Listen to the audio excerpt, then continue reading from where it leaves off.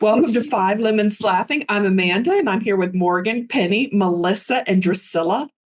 We're officially in a brand new year, which means big plans, fresh starts, and then all of a sudden realizing we're very much ourselves.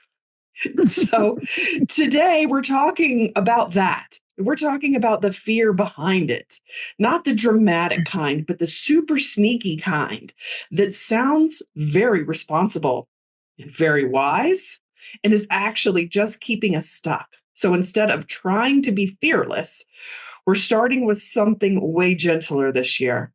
We're starting with willingness. It's the first doorway out of a pattern and what happens when fear no longer gets to decide our timing. So, Morgan, what does the Course in Miracles say about that? Yeah, thank you, Amanda. So A Course in Miracles talks a lot about willingness, and it says something that is deceptively simple, which is the nature of the Course. It's very, very simple. It says a little willingness is all that's required.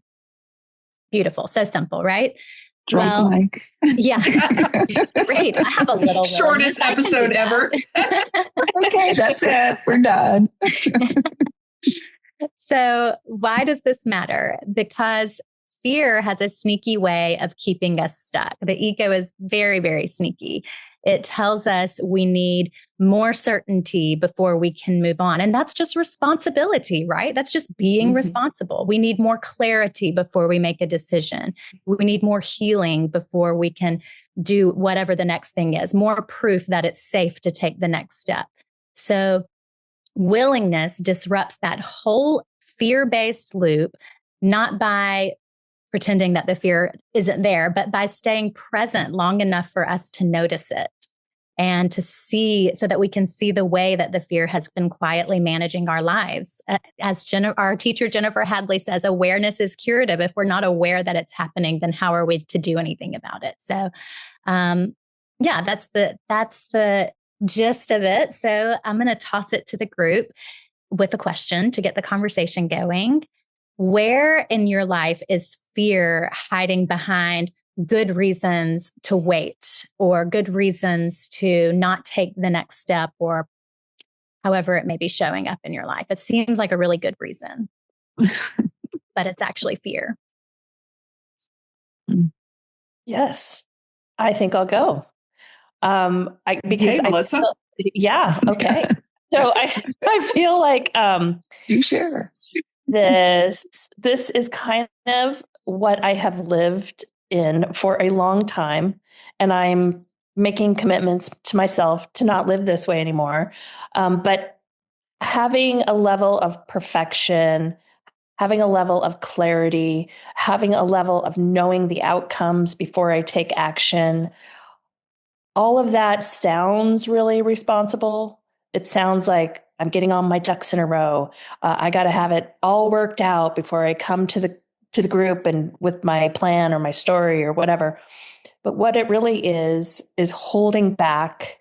So it's presented, the information's presented, or my story or my action, in a way that no one will leave me after it happens. So it's just this like old fear of abandonment, that if I don't say the right thing, or if I, let's say the wrong thing, do the wrong thing, someone's going to leave me. The ones that I need to hold me safe and in love will leave me, and I'll be abandoned. So that's just, like, as Penny says, a core fracture for me. And so it's kind of like it had directed my life for so many years. And it had not let me be authentic, because I thought if I was authentic, someone would see my flaws and then leave me. Like I just wouldn't be good enough. So for me, like, this really is, it resonates because it all came from like a responsible place. I was always the responsible one. And I usually would like monitor, I still do, monitor the words that I'm saying so it sounds right. It's, that whole thing. So anyways, yeah, it's all fear. Well, how many I'm not gonna do that. layers? Yes. How many layers did you have to dig through to get to that core fear of abandonment? Like, surely that wasn't the first thing that occurred to you. I mean, a lot of times we think, Yeah. I'm afraid I'm not going to be able to pay my bills. And then you have to go under that. Well, what's under that? And then you have to go under that. Well, what's under that? And work your way back to that deep fear. And that process in itself can be healing. But did you go through something like that to uncover that fear of abandonment? Or what was your process? Well, I mean, it's been years of, working through inner child stuff and family stuff and going through a parent's divorce and, all of it. It's just kind of the scenario of my life. And what actually put language to it for me was this year. I was playing a card game, like one of those card games with my whole family where you ask questions and, kind of personal questions and then like you have conversation to starters. Yeah, right. Yeah. Right. And you have to answer. And my mom was there and it was something about what is your biggest fear? And my mom blurted out that I'll leave her. And I was like, how does she know? I'm preparing to leave her. She was answering for you. She was answering for me. Oh. Like this has been my story, and she knew it like my whole life. And I think there was a lot of. I was very close to my mom, and then just a series of things. Just life, really. Like she had to end up going to work, not staying home with us. I say we divorced my dad. Like it's just these levels of things just kept happening. And I think my foundation kept shifting so much that my mother was my safe place. And then I was really preoccupied with her not leaving me. Like I'd have dreams. And I had dreams into my 20s and 30s that I would come home and my mother would leave me. And she would leave me for like over and over. I had this dream that she would leave me for this other family. And so I think that it was just the safety that I needed that wasn't there in my life. So it really affected the rest of the choices I made and like my conversation, how I talk, what I choose to engage in. But all of that has shifted. And it's awareness for me is curative, just to know that this is kind of how my operating system, like a computer operating system, that I have installed a new operating system. I love it. How old were you, Melissa, when how old do you think you were when you made up that decision that you want? Four-ish. See? Yeah. And we've talked about it before on this podcast that at 4 years old, you don't have the ability to discern what's real and what's not. And yeah, that's so fascinating. Mm-hmm. Yeah. We were also left in like a very, I don't know how to explain, high risk, like babysitting scenario, after school kind of thing. Like I went from living on a farm, like with all the animals, my mom and dad, everyone, solid, to like, boom, I was going to preschool with random people taking care of us, very unfriendly people taking care of us afterwards, not getting home till very late. Then my family separated and we left. And so it was just all these pieces of security that kept changing on me. And a lot of people have this scenario, and a lot of people have it a lot worse. And I think that's how we go into the whole survival mode and the fight, flight, freeze, fawn, all of that. Mm-hmm. Wow. I'm so happy that you're getting to the core of that and realizing that it's not true. You know, that your mom isn't going to leave you. Yes. You're leaving your mom. No. Yes. Well, and it's just that it's,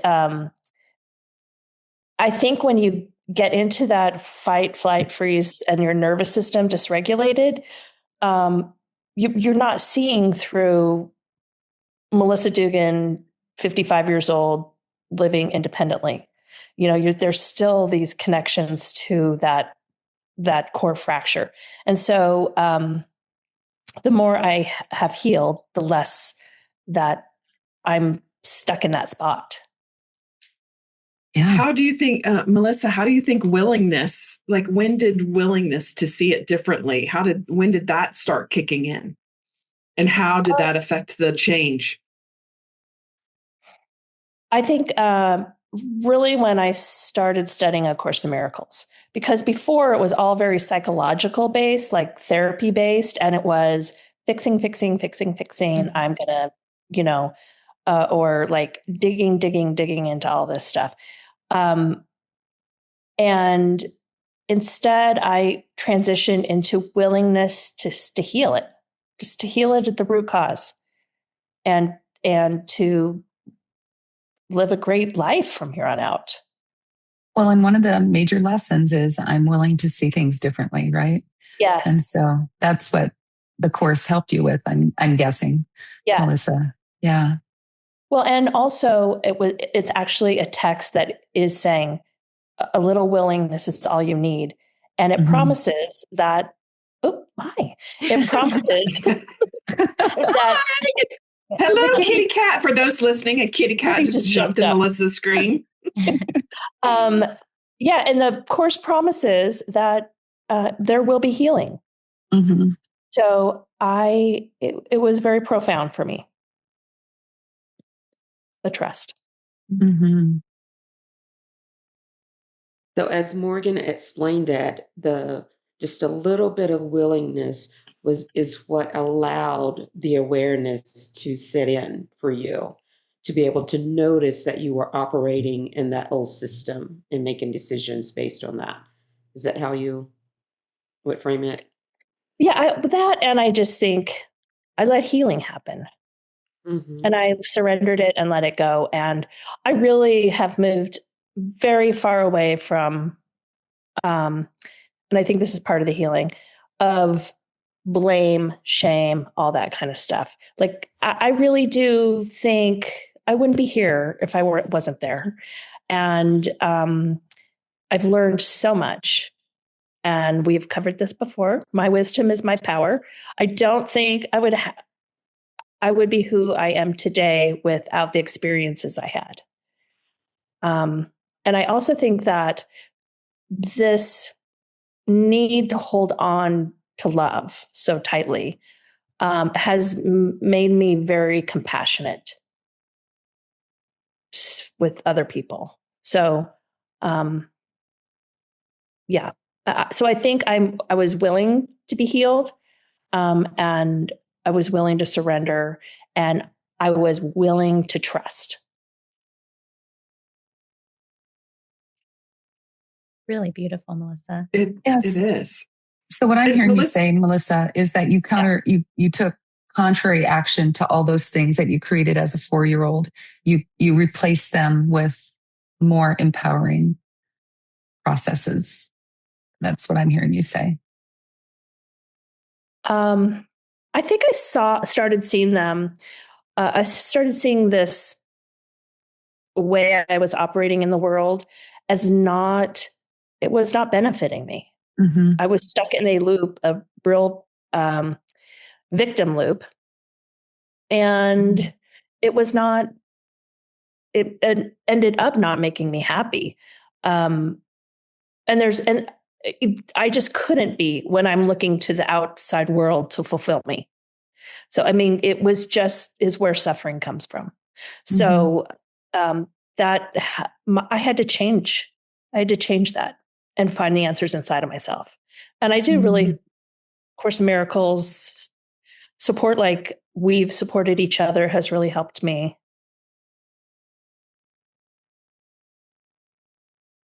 Beautiful. Yeah. Anyone else? Well, you said something interesting, like your need to hold on to love outweighed everything. And at first, I thought the need to hold on to love seemed very clingy, but I don't think that's what you meant. No. No.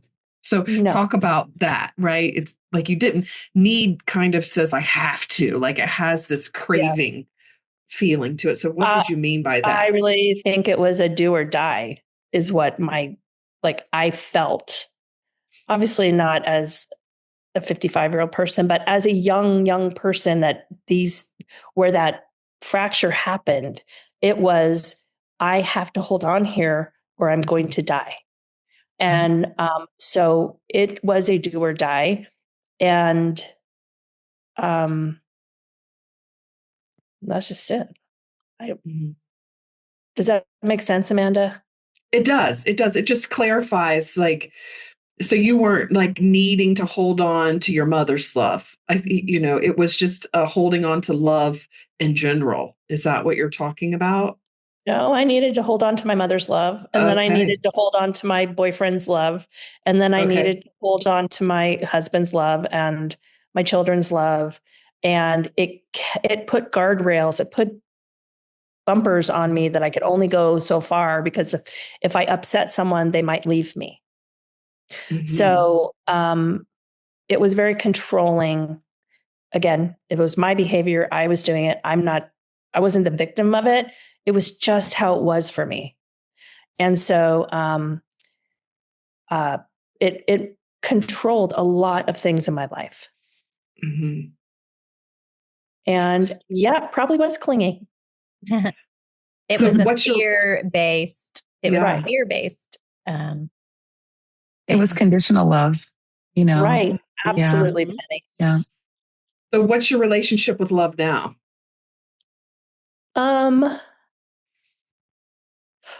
Different. Absolutely. Like, I don't feel people are going to leave me. I also, part of that was working for love, like performing for love, giving to get, kind of being perfect for love. Yeah. Like, being nice, caretaking people, lots and lots and lots of caretaking people, lots of codependence. There's pieces of that still. I think being a mom and a wife, a sister and a daughter, some of that is like inherent, but it's different, and it's definitely more unconditional. And also, I mean, you know me, if at this point someone needs to leave me, that is reality. That's just what it is. And that's what's going to happen. And I will survive it. And I can handle it. Well, and in the world of form, we are all going to leave at some point. Yeah, sure. Wow. I want to go back. So I just want to say this to the audience. We didn't go into this episode thinking it was going to be a all about Melissa episode, but it's just been such a rich share that you have, Melissa. And, we can move on when the time feels right. But I still have another question I want to throw out there.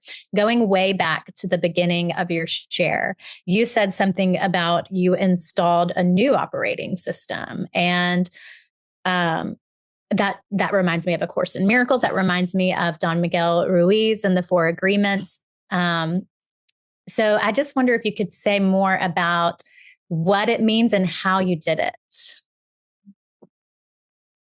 Okay. Well, I do think that I've devoted my life to feeling and understanding spirituality. And and living it and building trust and building surrender. And for me, it all comes down to whatever I'm attached to will cause suffering. And I just think I'm starting to understand my place in the world and understand that I can be in this world without attachments, without holding on to everything and everyone. And so the new operating system just evolved from learning to let go, learning to trust, learning just to surrender, learning not to have an outcome to everything, learning to accept and accept everything that how it is. I also I do a lot of work with resistance. Like, where am I resistant to things? And that's where I'm not accepting things. So I think some of that's moving kind of into like Taoism and Buddhism. And I'm not claiming I'm either a Buddhist or a Taoist, but it's just the philosophy that has really spoken to me and has helped me. And of course, miracles as well.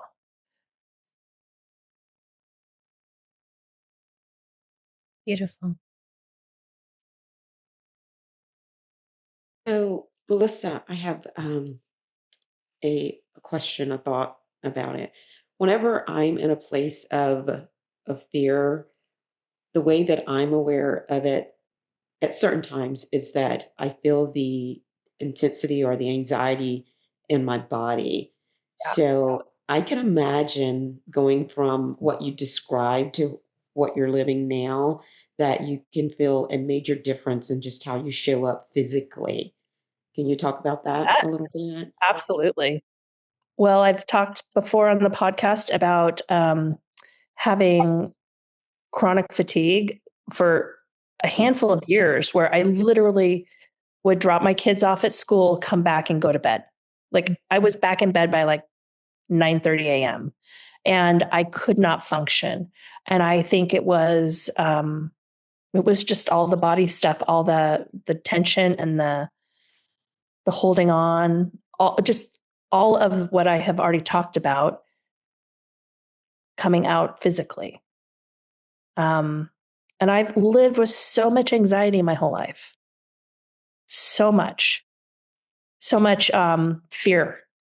And you can't have that much fear and not have it in your body, not have, like chronic back problems. I've neck, back, shoulder, all that stuff. And really, I mean, I can't even tell you how much I've spent on like chiropractors, acupuncture, regular doctors, pain medicine, all of that stuff. And I don't do any of that anymore.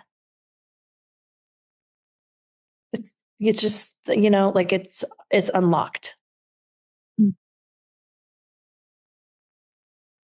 And I was thinking, I mean, this is a side note, but I have been hearing and reading, people are starting to write about like the kids now and how much anxiety they live with. And I thought I was kind of the only one. Like, I really think my generation, there weren't a total ton of people that were as anxious as I was. But now it's an epidemic. And I can't imagine the amount of anxiety that I had increased in one person, let alone a whole generation. Because it does wreak havoc on your body and your mind. And your relationships. Yeah. And your life. Yeah. And your self-love. Yeah. It becomes a cycle. Like, you get mad at yourself for being so anxious, and then that makes you more anxious. And then it just goes around and around.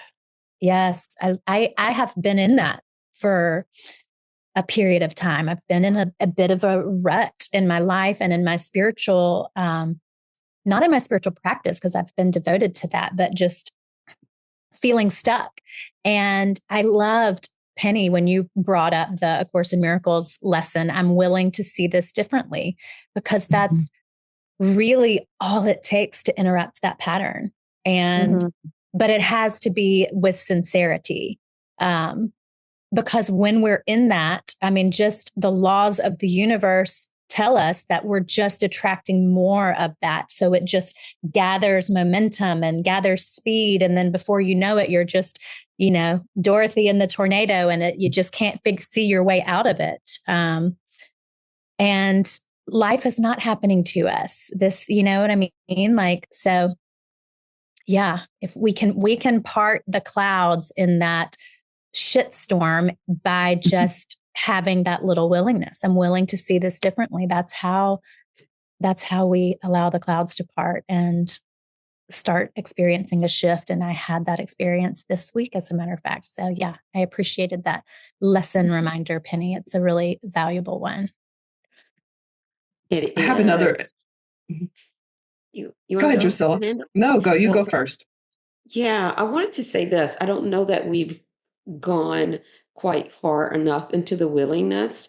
So, Morgan, do you have an example of willing to see something differently and what that actually looks like with a specific example of the willingness?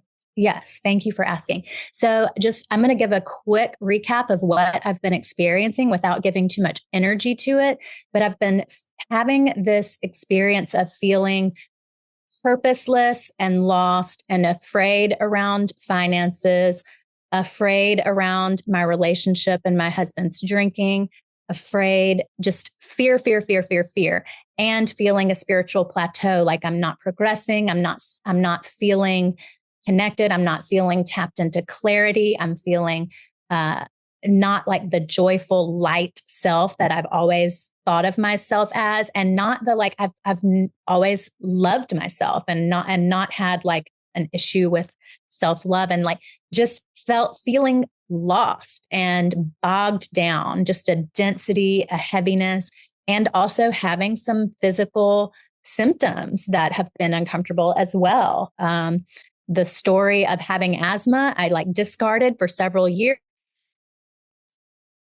Sudden, I haven't been able to breathe for the past 3 months, and I'm having this vision issue in my left eye, and yada, yada, yada. So this is the story I've been living in and telling myself. And it just has been getting progressively heavier and harder and denser and ickier, and to a point of desperation. And I feel like we hit these moments of desperation, and that's often a turning point when we can kind of get to that space of surrender. And for me, it showed up this week when I reached out to a friend for a counseling session, and I reached out to my spiritual community, the Power of Love Ministries prayer WhatsApp chat, and requested prayer support.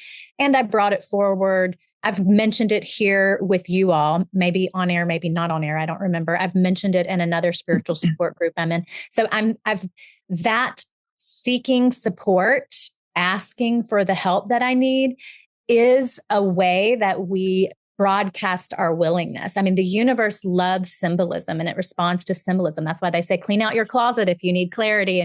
So it's that type of a thing. I made the symbolic gesture of asking for the support and the help that I needed, and that demonstrated the willingness. And then that allowed the clouds to break open. And I just really felt a shift this week, and nothing circumstantially in my life has changed, but I don't feel so heavy. I feel much lighter, and I feel much clearer, and I still have no idea what the outcome of any of that stuff is going to be. And I also know that, my safety is in God, my security is in God, my peace is in God. And so anyway, it's still a work in progress, but long-winded answer to your question, Drusilla.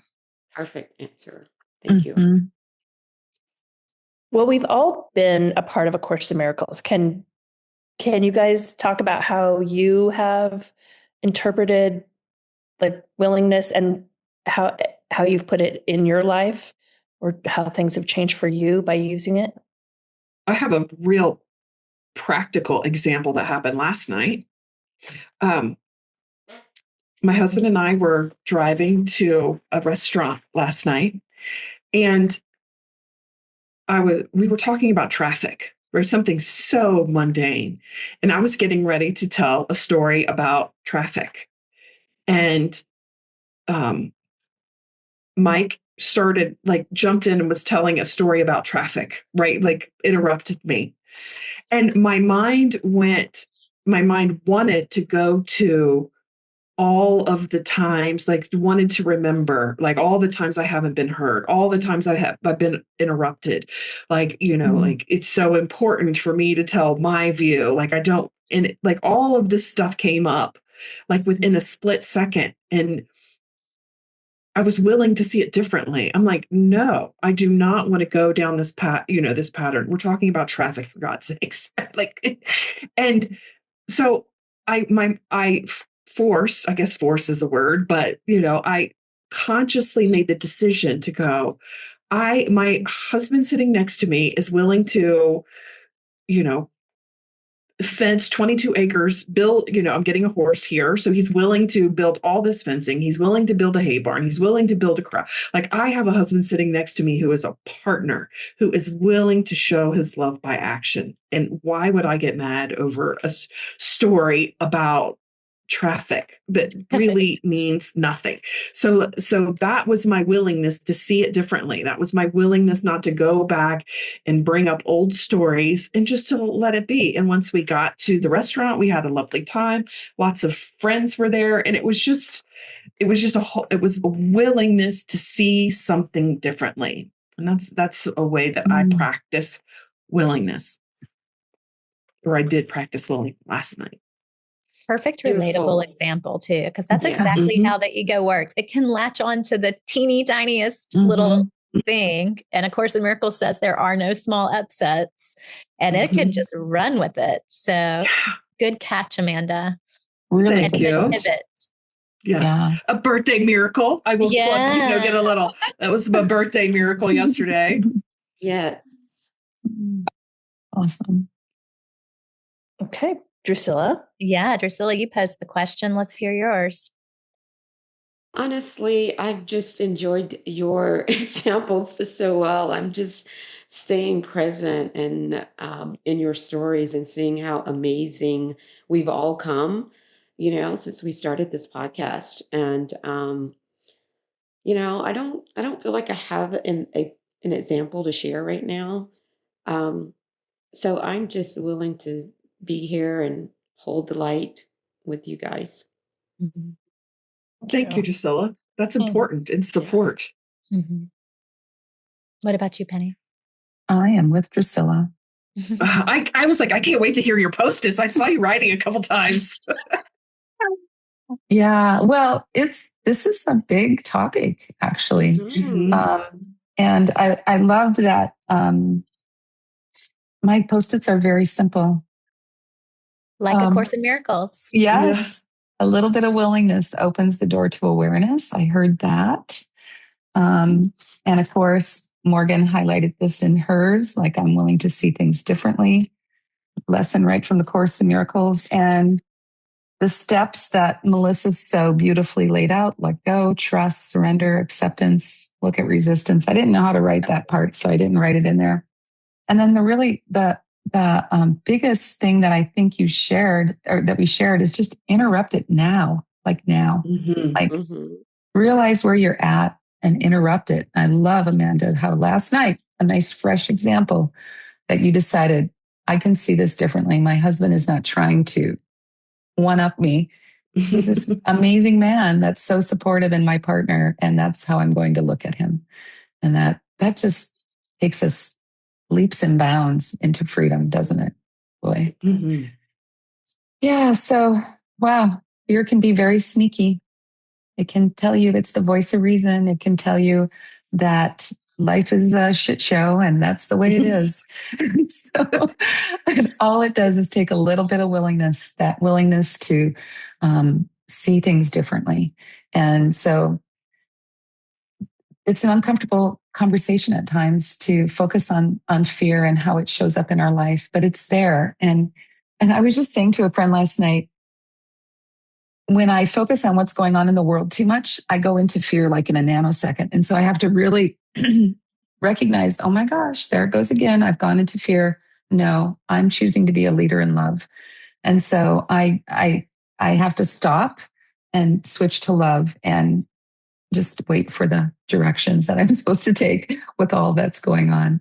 So just the best thing that we can do is just take a breath, step back, pause, let go, trust, surrender, accept, and know that the willingness will come. I guess that's it. And with that will come transformation, which is our greatest joy, your transformation.